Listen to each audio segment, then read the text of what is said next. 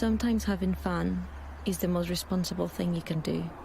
The new Volvo S60 plug-in hybrid. For the road, for the planet.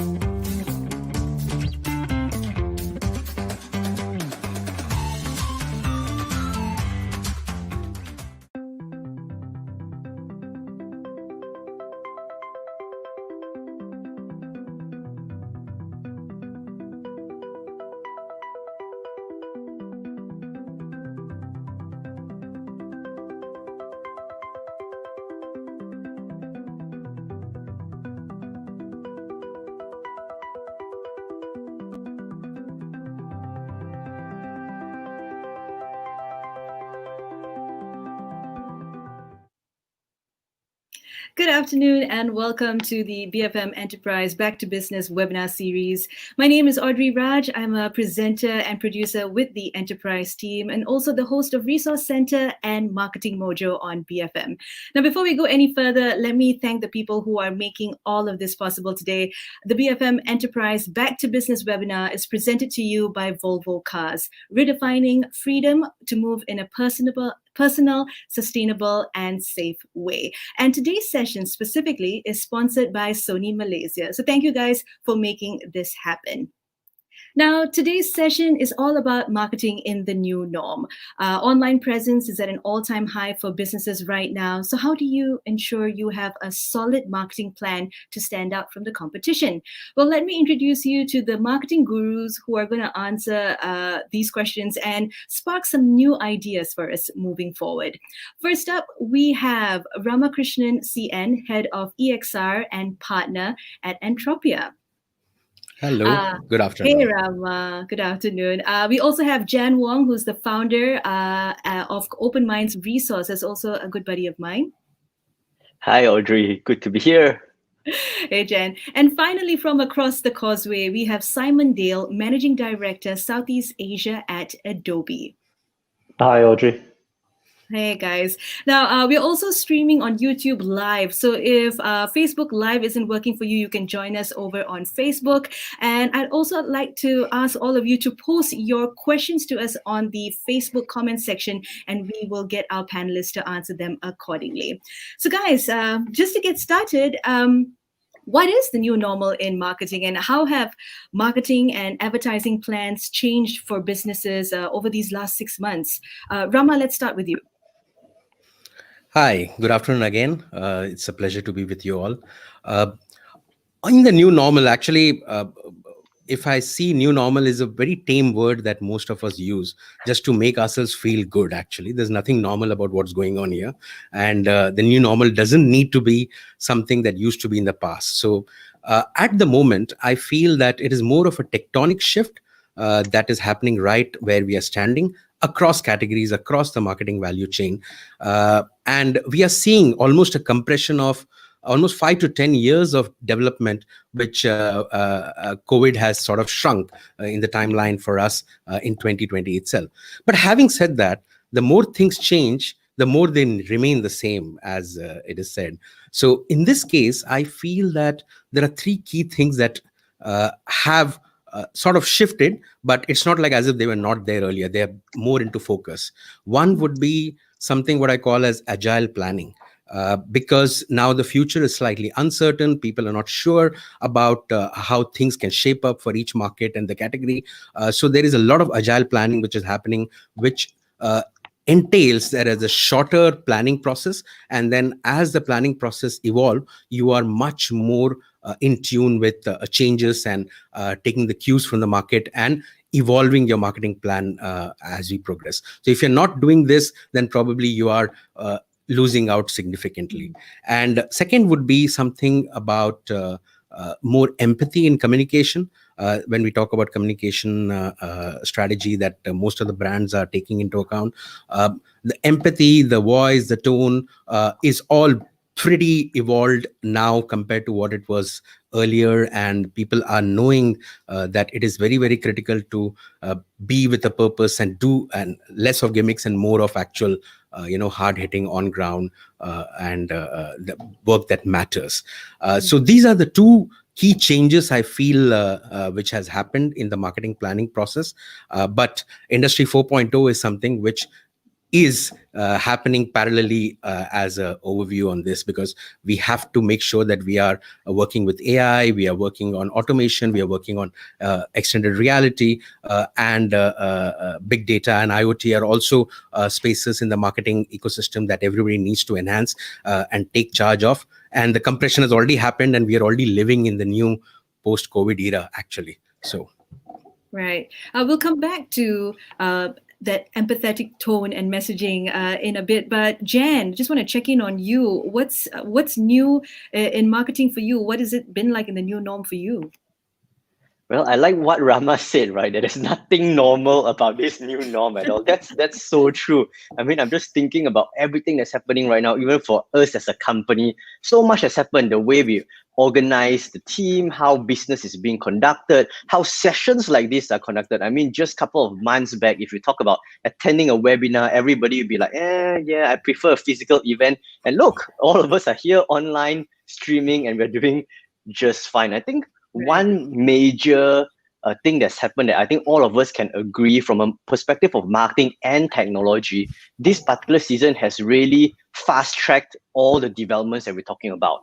Just early this year, we were talking about how e-commerce is important, the rise of e-wallets, how all these individual players are trying very hard to educate brands and consumers to basically use these platforms. And everybody's like, let's watch, let's see, let's take some time, let me learn about it. Maybe it's not secure, blah, blah, blah. And today, all these things that was mentioned is now a necessity.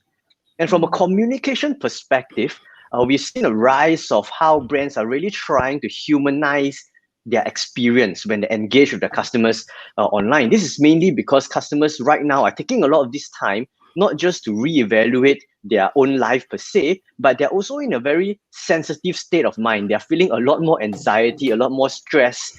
So a lot of things that happens around the conversations of consumers are actually something where brands need to consider. It's no longer a time where a brand can just go out and just put sell, and expect people to buy, because people really expect the empathy notes to come in from a communication perspective. We have also seen brands that did better during this season of time as they use content as a means to build trust, to reassure customers. For example, helping customers really meet their basic needs, like telling them about the queue status, the stock availability, supporting different causes. And this type of content was seen as boring at one point of time, but now it's seen as a way where consumers actually appreciate, and it's a form of brand reaching out to consumers.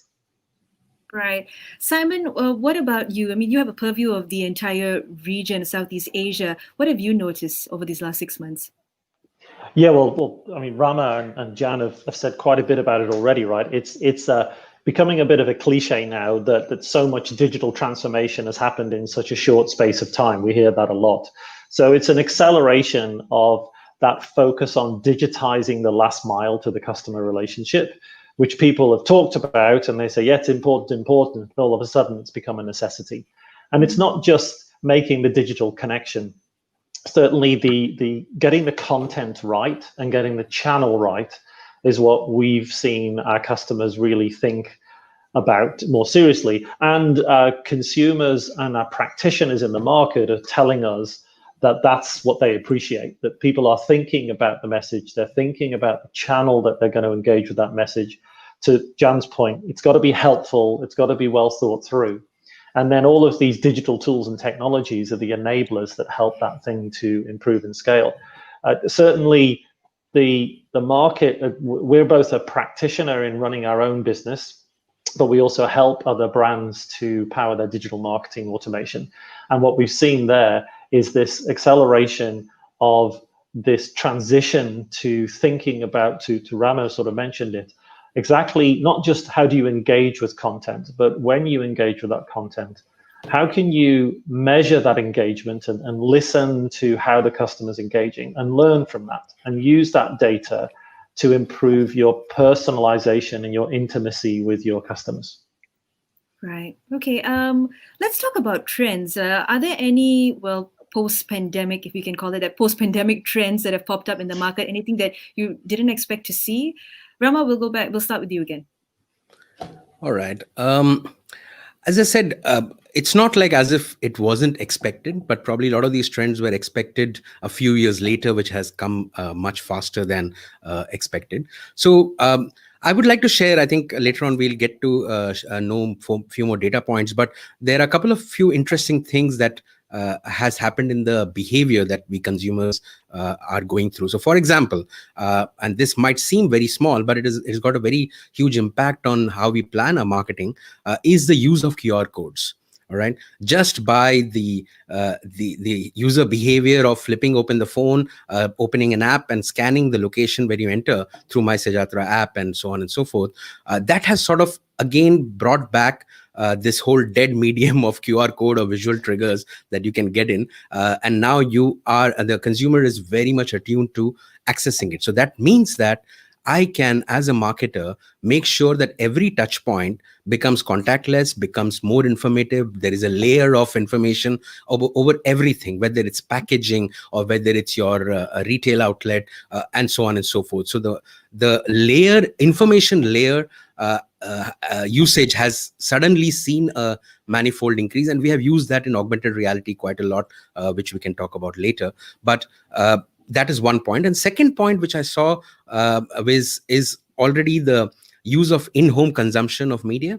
So there is one very interesting data point which has come over in the last 3 months, wherein the usage of connected TVs at home, and where you can actually connect with the consumers through in-stream ads, that usage has surpassed desktop already over this last 3-4 months. So that becomes a very viable channel for any of the marketers to tap into, which is connected TV in the household. So in your digital planning, that should be a part of the overall mix very, very clearly. And these things were expected anyhow, but these have just accelerated pretty much quickly right now. Jen, you were nodding in agreement.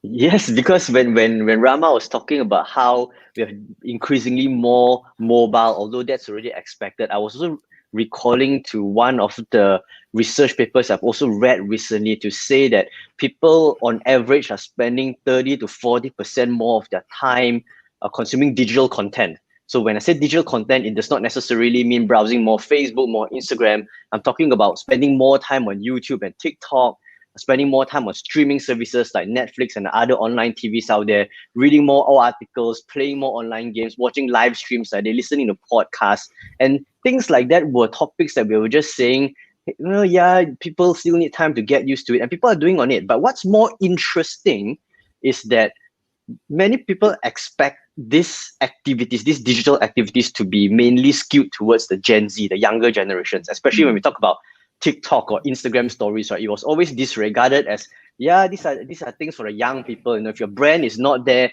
just ignore them and so on and so forth. But this particular season have seen an increase or a shift between the percentages of all these different age groups. In fact, we have, if I recall the numbers correctly, we have seen an increase even among the boomers, the Gen X and the millennials. And in total, this surpasses the amount of consumption of the Gen Zs when they talk about online streaming services. This means that not only the younger generations are consuming all this content, but our parents and grandparents are also on it, and they're more active than it was before. So this is definitely one of the I would say one of the trends that we've also noticed in terms of video consumptions or media consumptions online. Right. Simon, what about you? Any new trends that you've noticed? Yeah, so I'd like to complement Jan's comments on the streaming world with the broader sort of e-commerce space, right? So we did a consumer and marketer survey we just published in August. So we had 4,000 consumers across APAC and 1,000 marketing practitioners across APAC. So we had a lot of findings out of that. And just picking up on what Jan was saying, I think first of all, this survey was also run in the US, so we have that comparison to the US market as well as Asia. And we have to remember that Southeast Asia is more mobile first than anywhere else, right? So that's a key thing which tends to get missed when people are looking at data and trends. And I'd say that's definitely accelerated. But what we got from the survey was 58% of consumers increased their online shopping frequency, and 75% said they're going to stay that way. They're going to do more in the future. But as Jan mentioned, from a demographic perspective, it was the younger generation that said, I'm going to stay shopping online. The older generation said, I'll probably go back to normal afterwards, right? Certainly from a practitioner point of view, the marketers in Asia definitely said they're more likely to make long-term changes to their marketing practices than US people did. So the US people said, oh, this is just temporary, we'll do more on digital and then we'll revert back to the old way. But in Asia, people see a sustained change in moving more to digital marketing. Right. For those who have just joined us, this is episode 3 of the Enterprise Back to Business webinar series, and we are discussing marketing in the new norm with Rama from Entropia, Jan from Open Minds Resources, and Simon from Adobe. Now, I want to talk about some of the work you guys have been doing over these last few months. Maybe you can share with us some of the standout campaigns that you've worked on recently. I mean, it doesn't have to be big money, but big impact, if possible. Jen, let's start with you now. Sure. I think during this period of time, we have seen quite a rise of e-commerce related campaigns, meaning e-commerce stores, no matter of their size, really trying to take advantage of the stay-home situation that most of us are actually in within this particular region. And we have helped some of our clients ranging from home appliances all the way to health supplements. And some of these clients have seen a 10 times return in terms of investment, which is something that we've never actually seen prior to the pandemic. People are really willing to spend and all of that. This has actually helped a lot of brands to actually stay relevant.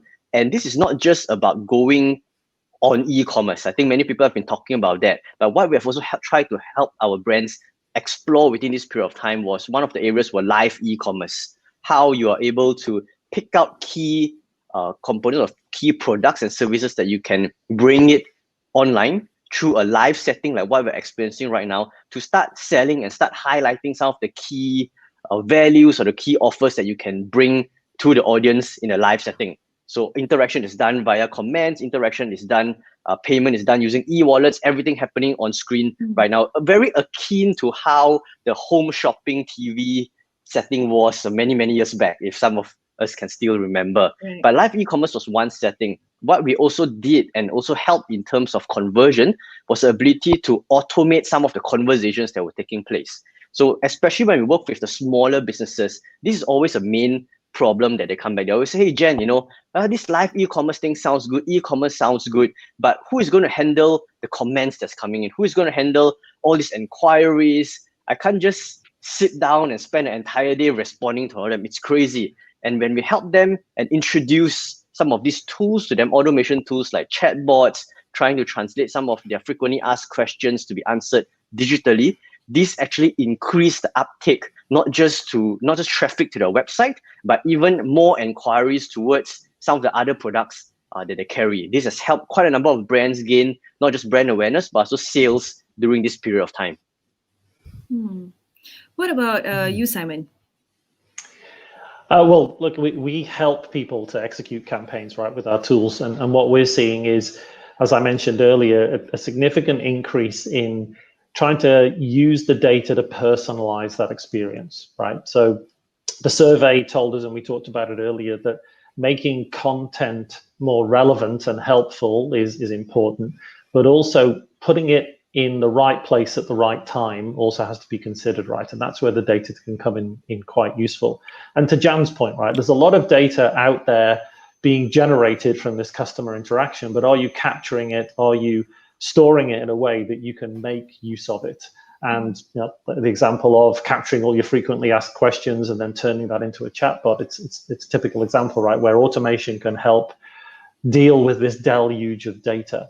I think we've said about it before, this acceleration aspect of, we've seen people who've had adequate digital channels, but not robust enough or scalable enough, that have failed or have struggled through the crisis. And that's really accelerated people's understanding of, hey, this is now something that needs to be always on. It needs to be super modern. It needs to be super responsive.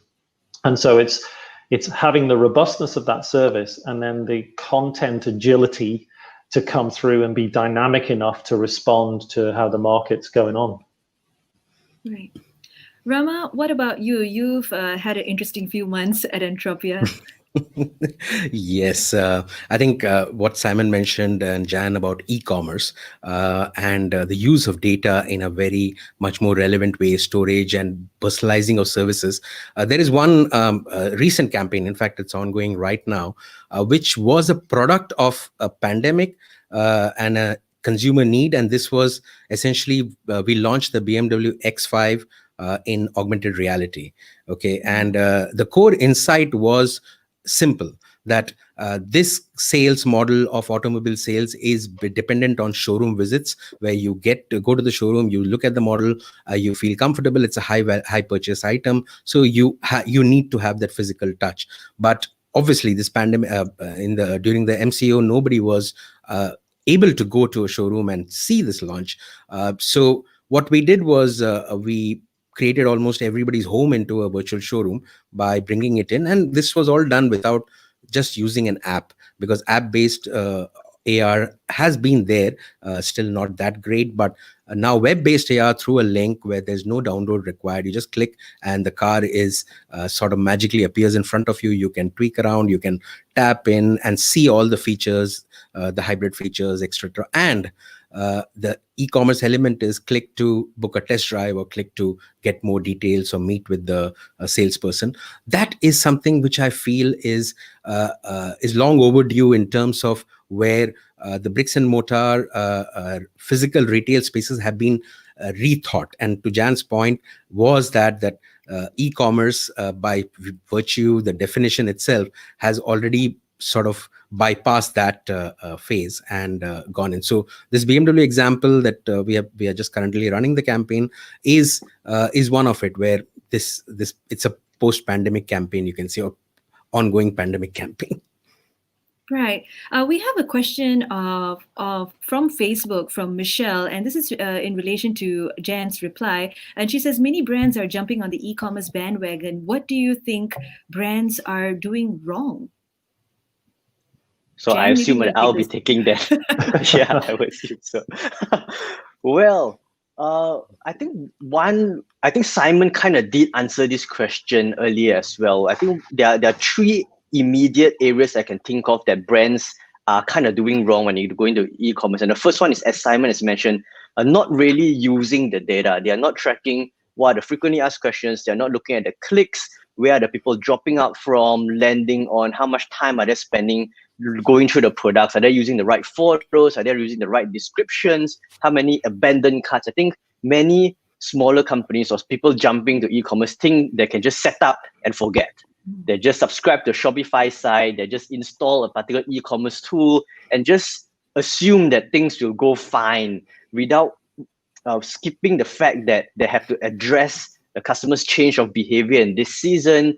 The needs have changed, what customers are actually looking for within the product. And they just conveniently just put it aside and think that technology alone will solve the problems that they're facing. But that's not the case. Now, the second thing here is that many people also approach e-commerce during this season in what we call a single track e-commerce approach, meaning that they only rely on a single platform, designing a website, launching it, and then crossing their fingers, hoping everything will go correct.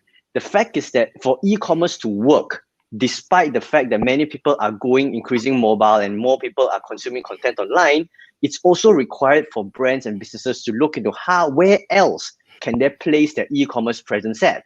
Could it be an Instagram shopfront? Could it be in Facebook marketplaces? Could it be a partnership with the bigger marketplaces like Shopee and Lazada? Should they go on live e-commerce? What else can they do? Combining these three aspects, that would actually solidify the presence of e-commerce during this season. Right. Simon, Rama, anything to add? Yeah, if I could add to Jan's. I mean, when you look at this digital world of engaging and transacting with your customer, right? I think the basic principles of marketing, of acquisition, conversion, and retention haven't changed, right? But there's now more of a science to taking the data and really getting into the details of how you can move a customer along that journey and then keep that customer at the end, right? So that's something Adobe has practiced over the years as it's moved to becoming more of a cloud and a service provider company from a traditional product company. Now, part of our business is also providing a commerce platform. And to Jan's point, right, it's not just a website, right? We also, that's an engine for what we call headless commerce. And that allows multiple channels to be engaged on that commerce aspect and transact with the customer. And so I think that's an important one. One of the other things we found from the survey, right, is the channel does matter. And again, it's demographics, right? The younger people are more likely to unsubscribe from emails and stick to different kinds of channels, right? So it's another subtlety where the data comes into play and the science comes into play if you pay attention to it. Right. Rama, do you have anything to add to that? I completely agree with what Jan mentioned and the importance of data that Simon mentioned. Essentially, at the crux of it, everybody needs to be cognizant of how the channel is performing, how in individual channels, what is best for you, and what is the purpose that it serves for your entire value chain. And that is the most critical. And to answer to the question, what Michelle asked was essentially this point, that you're probably doing enough already, but do it better. So more does not mean that it is better. It just means that you need to be focused and please understand what works for you and what doesn't. And the whole acquisition to conversion, like what Simon mentioned, is very important to understand and analyze. Right. Okay. If you're just joining us, this is episode 3 of the Enterprise Back to Business webinar series, and we are discussing marketing in the new norm.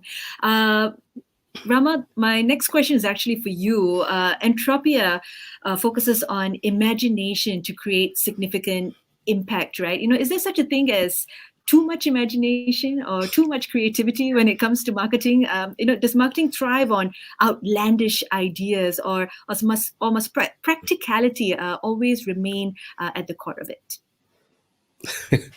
That's a very interesting question. And I mean, if you ask there is too much of imagination, then the alternative question is there something called too much of intelligence? No, there's nothing called too much of imagination. Imagination is critical for everything. But the point about outlandish ideas and practicality and the balance, this is the balance that most of the agency or consultancies firms have to deal with. Like, they may have a great idea, but it faces a brick wall once it gets into the practical aspects.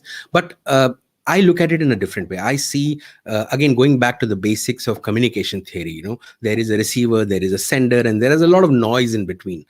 If your message has to be heard and distilled amongst that clutter, you have to be conversationally robust, that if people are not able to talk about you, or people, it does not touch somebody's heart, or it doesn't give them a reason to share you, then you are essentially lost. So if I take the term outlandish and I keep it, I turn it on its head and I say it's not about outlandish, but it's more about relevance. If it's relevant and it is doing its job of making people talk about it and share about it, I think the job is done. And that's the best way to break the clutter, because there's one way is brute force, that I can pump in millions and millions and get 70% SOV of the market and make people by the collar and hold them and say, hear me. But the other way is, which is more real and much more practical, is to use whatever budget we have and make people converse more about it. And that's where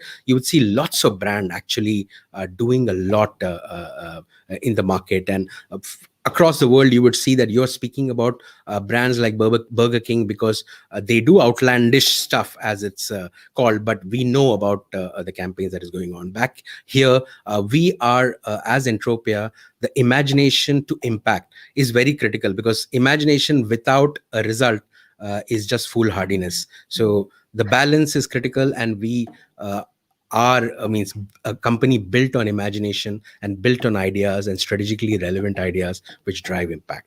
So yeah, I hope that answers the question. It does. It does. This brings me to Simon. We had a conversation earlier this week in which you said that this is the time for creativity. Everyone knows the marketing tools and strategies, but creativity is what you need right now to stand out from the crowd. You were saying that to me earlier this week. Yeah, and we've kind of put a bit of a spin on that. So we've created something called the CQ. So you've heard of EQ and IQ. You put the two together, then it's CQ, right? So we've come up with this little survey you can take to see how creative your quotient is and how you can learn from people who are first movers around what type of kind of CQ are you, and how are you leading, or can you learn from other people. And the key thing there is not just as a buzzword, but the fact that creativity in the digital space is different, right? I think to Rama's point, right, that there's a message, you can create a message, but when you bring in this use of data to personalize that message, you're differentiating it. You're cutting out the noise, you're cutting through the noise because you're being more precise. And it goes back to what we kind of talked about, it's that empathy and getting more customer intimacy. And that's really now where creativity needs to land, right, in that customer intimacy part. One of the things we've done, and in Southeast Asia just recently as well along that, is we tried to make more accessible all of our digital skills enablement and training around what is digital marketing, right? So there's an ASEAN SME Academy, for example, where we've posted all of our marketing automation training that everybody can get access to for free, and examples of how people can start to go on that marketing automation journey. And that's what we're trying to do is there's a certain amount of capability that you can start to understand how can this technology benefit me, and then you can start consuming some of it and applying it to your business. Right. Now, Jen, don't kill me for this, but since we're talking about creativity, I want to ask you about TikTok. It's your not so favorite topic, but for some TikTok has been the cure to loneliness. During these lockdowns, and some brands they've exploded thanks to the app. The virality of the content is undeniable, but some brands feel that they are perhaps too big for TikTok, or too distinguished for TikTok. What are your thoughts on this? Is TikTok for everyone? Well, you have definitely put me on the spot here, bring up TikTok. But it's true. I mean, if you look at the consumption of micro video content in specific, data has clearly shown that there is a significant amount of engagement coming from that. In fact, it's reported to say there's 16 times of growth when it comes to micro video. So micro video comes down to your stories, your TikTok videos, anything under 60 to 30 seconds, right?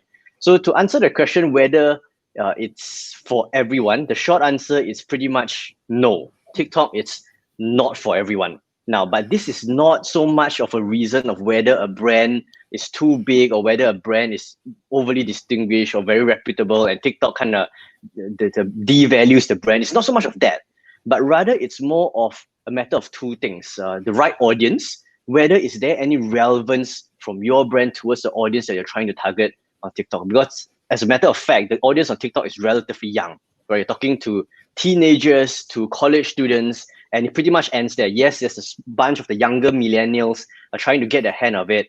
And if you are not able to bring your brand to a point where it resonates with them, then technically you're just wasting your time and resources on it. And number two, it comes back to, again, your brand's objectives on TikTok. This goes the same to all the different channels out there, whether it's Facebook, whether it's Instagram, whether it's Pinterest, Twitter, whatever it is, right? It comes down to what are you planning to get out of this investment towards TikTok? If you are trying to go into it and to get sales out of it, well, you're probably hitting on the wrong platform altogether. If you're trying to get conversions, you're trying to get leads, maybe not. But if you're trying to engage the younger audience, you're trying to create a certain level of brand awareness and brand participation to bring a more lively perspective towards your brand, then yes, maybe TikTok is something that you want to consider. But definitely it's not a platform where you just collect, just because you want to sound cool and say, check out our TikTok account. Definitely not something like that. Go in with a strategy, go in with a clear audience, knowing that what kind of people that you want to reach out to, and what do you want to achieve as a brand over there. All right, and since we're speaking about TikTok and video content, how important is it to have aesthetically acceptable visuals or good video and audio quality? Do businesses need to invest in good AV equipment to ensure they don't turn off consumers with subpar visual content? Would anyone like to take this? Well, yeah, since I'm on TikTok, right, I can just share a little bit of my perspective towards this as well. Well, to be very honest, the requirements for audio and visual has changed in the recent months or recent years, especially with the rise of micro content. If you look at some of the more viral videos going out there, you look at the most shared videos out there, most of this content are usually shot very raw, right? It's a quality from a phone. The audio quality isn't the best as well because it's probably just from the native speakers over there. There's no additional hardware, and consumers have grown to kind of like this kind of a content so that they know it's real, it's unpolished, it's not like a production shoot, it's not from a studio, and that somehow brings a sense of credibility to the content itself. Now, but this does not mean that you can totally disregard visual and audio, visual especially, because we still live in a time where platforms, or rather consumers, still spend time on good quality content, good quality visuals. And that's why Instagram still continues to thrive, right? Why is it where some people tend to linger more on certain pages or follow certain brands? It's because of the visuals that they produce. Not just in terms of creativity, but the quality of the visuals. Maybe it's in a stop motion format, whether it's how it's being recorded, the colors within that's treated within the videos. All these do play a part, but it's not the only requirement for successful content in today's terms. And if I can add to that, Audrey, so we recently did an event where one of our customers spoke. It's MediaCorp in Singapore, and they were sharing the story of their crowdsourced content, and also the fact that they couldn't send a professional camera crew with all their reporters everywhere now, or their reporters had to do things from home. So they were perfectly fine with more scrappier content, because it was still content, it was still good content. It didn't have to be perfectly filmed and perfectly light, and it was sometimes more authentic. So you don't have to aim for perfection. It's more if you want to get your message out and you've got that authenticity and the right kind of message with the empathetic side of things, then the technical perfection is not always absolutely necessary. That's what their view was, certainly. Right. We have a question from Facebook by Adrian Chan, who says, and this is specifically on events, and he asks, more brands are running virtual events. Do you think it will ever outweigh the benefits of a physical event that a physical event can bring, and can it replace face-to-face interactions? Would anyone like to take this? Well, if I can answer that from a B2B perspective, I think people still buy from people in a B2B world. They buy on trust. You have to establish trust. And to a certain degree, you can build that through virtual mediums. But there's still an element that eventually will be more face-to-face. I think I'll let the other two gents, Rama and Jan, talk more about the B2C side of things. But certainly in my years of B2B selling, right, you can only go so far in big transformational projects without sort of having that body language real-time kind of in-person experience to really make it a long-term relationship. Rama? No, actually, this is a very interesting question, and Simon has covered the B2B aspect. I'll add in some more that people do buy from people. And at the moment, we have, as a group, we have been conducting a lot of virtual events, and we have actually staged multiple product demos and events for our brands virtually. And there's a huge learning there that, yes, you cannot be talking to a bot, you cannot be talking to a non-human and still get that reaction. But people are perfectly okay to attend an event which is in a virtual space, but they still need somebody on the other side who is interacting with them through this. So it is just like taking a virtual space, taking a real space and converting into a virtual interactive event where people can still do exactly the same things that they were used to, but they are right now at the comfort of their offices or homes where they are logging in. So it is to answer that question, it is something that physical spaces will not go away. The answer lies in the middle. It is neither here nor there, but it is more important that as a consumer behavior, if I need a product demo from a B2B, or if I need a sales a pitch from a B2C perspective on ground, it can be replicated online, and there is no in terms of ROI, it's not like as if there is a decline on ROI if you're doing it virtually, as long as it's done right.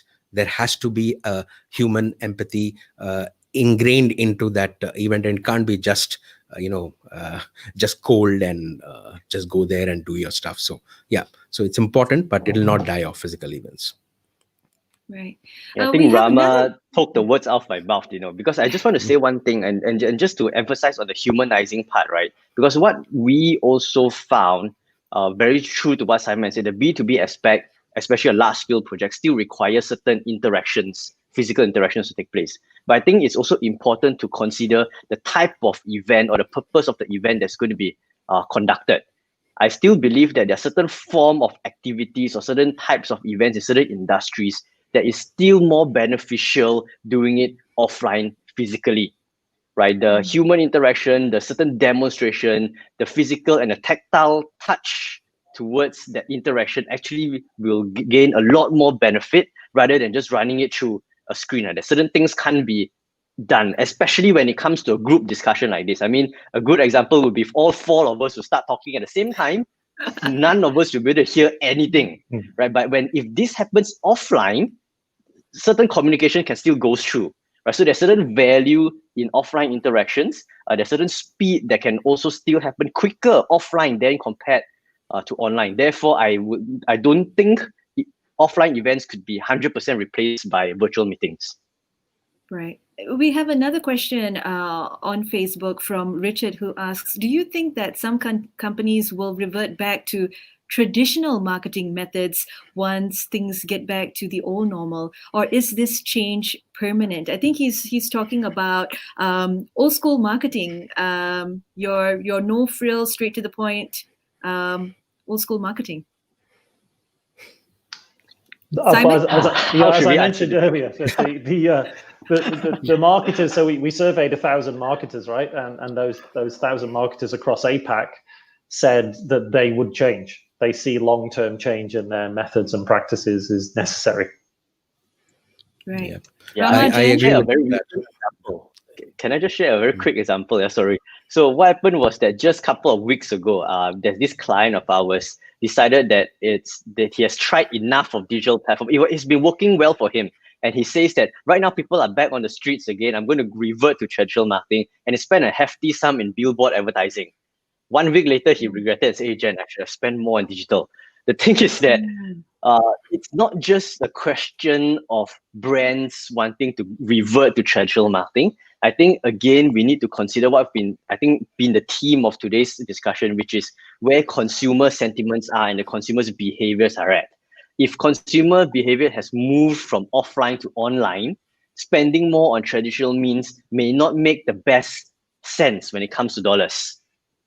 And with the new behavior being more and more like a habit to a lot of us, this will be a consistent trend moving forward rather than say, let's revert to 6 months ago and leave January and February again.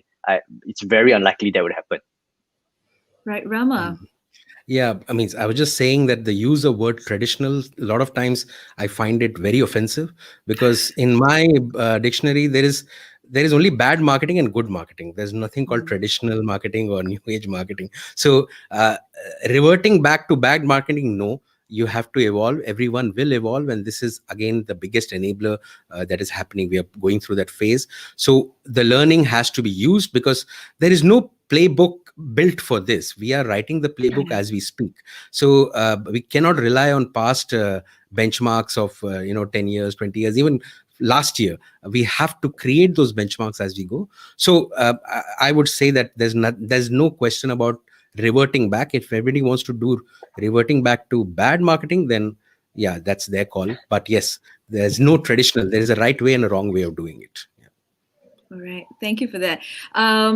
A penultimate question before we wrap things up. I attended a webinar by Adobe a couple of months back, in which, Simon, you mentioned how more than half of brands that you've engaged in the Adobe survey, the APEC survey, had to shift their brand messaging due to COVID-19. And I just wanted to know that from your experience for all three of you, is this just in like visuals and language that described close interactions, or is it the general consensus that brands need to be more empathetic during this time, more authentic? That's like at least the standard that the audience expects. Rama, maybe we can start with you. The standards of, sorry, I didn't get the last point. The tone and messaging, Tone you and know, manner, is yeah, it like, yeah. yeah. So, see, as I said in my opening remark, that there has been a shift in terms of how the empathy towards people, towards your audiences has enhanced during this time, because believe it or not, we are all very sensitive nowadays, and the kind of outrage that happens across social media, and the kind of, the brands, the whole aspect about lashing out against brands has increased, and we are living in a turmoil state where social media is garnering so much of impact to the outcome, or to the results of a brand, in terms of whether they do well or bad. So in that way, I think the tone and manner, again, going back to fundamentals, as long as you're being relevant, you are being empathetic to the consumers, understanding their needs, and working out of a deep-rooted insight, rather than just fluff overview, or putting technology ahead of core insights. That's where I would say that it's moving towards in the right direction, if you're actually putting people first and using data. Now we have, like Simon mentioned, that the amount of data that is there in the hands of all the marketers is at unprecedented level. So it will be such a shame that despite having this, and you're not using it to personalize communication. We are talking about one-to-one instead of the whole broadcast age is already gone. So me as a consumer, I'm looking for a brand to talk to me as an individual, and not like a segment, or somebody who's a urban 20 to 25. So it's personalized messaging, empathy in the communication design, and also agility in terms of changing it if things change around you. So these are the things I would feel that it is very critical to address. Jen, what about you? What have you noticed about tone and messaging shifting over these last few months? Definitely taking, again, the more human and empathetic route. This is very consistent. Again, I think this is one of the primary reasons why in my opening remarks as well, I mentioned that people are feeling a lot more stress, and this sense of anxiety, and they jumped at every single thing. You just need to have a wrong terminology somewhere, and they'll give you hell for it. Many brands have tried that, whether you're being over salesy, whether you're not following a particular SOP, whether you just mention something, and people becomes very, very jumpy. So I think at this point of time, it's becomes very crucial for brands to look into their communication materials, to be extra sensitive. I would not go to the extent to say that you need to be 100% very safe, but the most important here is to be very human. Ensure that your brand is taking this opportunity to humanize your communication going out. This means where in the conversations that you have, try to reassure customers, what are you doing within this point of time? How are you navigating through? Whether are you putting customer serve in terms of safety, in terms of products? How are you coping as a company? Just showing a little bit more of the people behind the brand, driving the emotions that the brand carries, and also what resonates with the brand the most. And on the one-to-one approach, like Rama has talked about, right? Try to also take this opportunity to engage customers on a more personal level. Check up on them. I think a lot of brands, we have a huge bunch of database, right, in our EDMs and whatnot. In the past, we've always been just sending out promotions. Now is a good time to engage with them. We check up with them to say, hey, how are you doing? How can we help? What are you looking forward to going forward? Put in a bit of positive vibes, really trying to assure the customers that, hey, look, we are not just here to get sales out of you, but we are also journeying with you through this process. Simon, anything to add to that? Yeah, well, I think the good news is from the survey that we did, 2/3 of brands are getting it right. So the majority of consumers say, hey, we're happy with the level of communication. But 20% say that brands aren't communicating enough. So some brands are still holding back from working actively to get it right?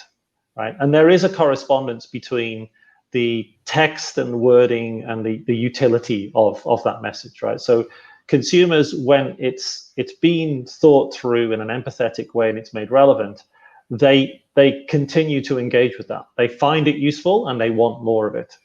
But there's still that gap in some brands haven't gone into that and decided that's how they want to communicate with their consumers. And I'd say that's a key takeaway for those people who haven't taken the step yet. Right. Okay, guys, we're going to have to wrap up. But one final question before I let you off the hook. Very quickly, do you have any advice for marketers out there during this time? How can they be more effective in this new norm? Rama, let's start with you. Okay. I think one very simple advice I give to all my clients is that let's not be reactive, okay? Because we can plan things. The whole scenario, the way it is looking, does not mean that you cannot plan things. There is still a lot of credibility which is required in the market, and the brands can still do well if you go to the basics and unlearn some of the bad things that we have picked up over the last 10 years and relearn and bring back the hardcore marketing fundamentals in the new age. All right. So it's not about digital marketing, but it's marketing in the digital age. That's how I would like to give them as one piece of advice. Jen? I think primarily I always tell clients and friends around me, is to not stay silent during this period of time.